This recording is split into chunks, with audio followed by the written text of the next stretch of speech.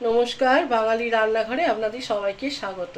আজ আমি রান্না করব দম আলু। দম আলু করার জন্য আমি এরকম করে করে আলু এরকম করে কেটে রেখেছি, আর মাঝখানে কাঁটা চামচ দিয়ে ফুটো ফুটো সারা আলুর গায়ে ফুটো ফুটো করে রেখেছি।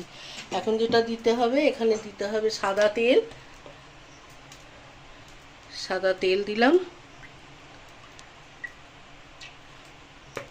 আর দিতে হবে ঘি।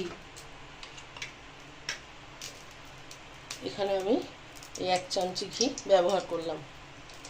আলুগুলো আমি আধ ঘন্টা মতন জলে ভিজিয়ে রেখেছিলাম। এখন জলটা ছেঁকে রেখেছি, আর এখন ঘি আর তেল গরম হয়ে গেছে।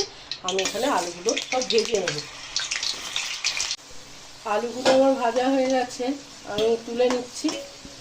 এই তেলের মধ্যে 4টে ছোটো এলাচ আর দুটো লবঙ্গ আর একটু দারচিনি দিলাম।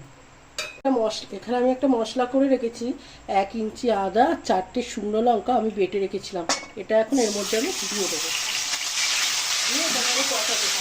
মশলাটা কষানো হয়ে গেছে। এখন যেটা করতে হবে, এখন গ্যাসটা পুরো অফ করে দিতে হবে।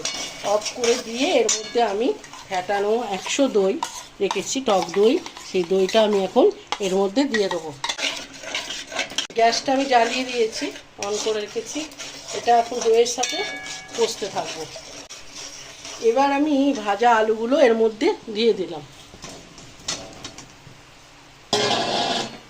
ভাজা আলু দিয়ে দিলাম, আর এখানে দিতে হবে পরিমাণ মতো লবণ আর 1 চামচে চিনি দিয়ে এটা আমি একদম কম এতে লো ফ্লেমে আমি এখন ঢাকা চাপা দিয়ে, আমার দম আলু একদম রেডি হয়ে গেছে। এখন যেটা দিতে হবে, এখানে একটু দুধ নিয়েছি আর একটু হিং দিয়ে আমি এটা আধ ঘন্টা মতো ভিজিয়ে রেখেছিলাম।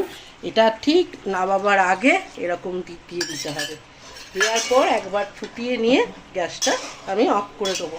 এই রেসিপিটি যদি আপনাদের ভালো লাগে, তাহলে একবার ট্রাই করে দেখবেন। যদি ভালো লাগে, লাইক, শেয়ার আর কমেন্টের জন্য অনুরোধ রইল। ভালো থাকুন, সুস্থ থাকুন, ভালো খাবার খান।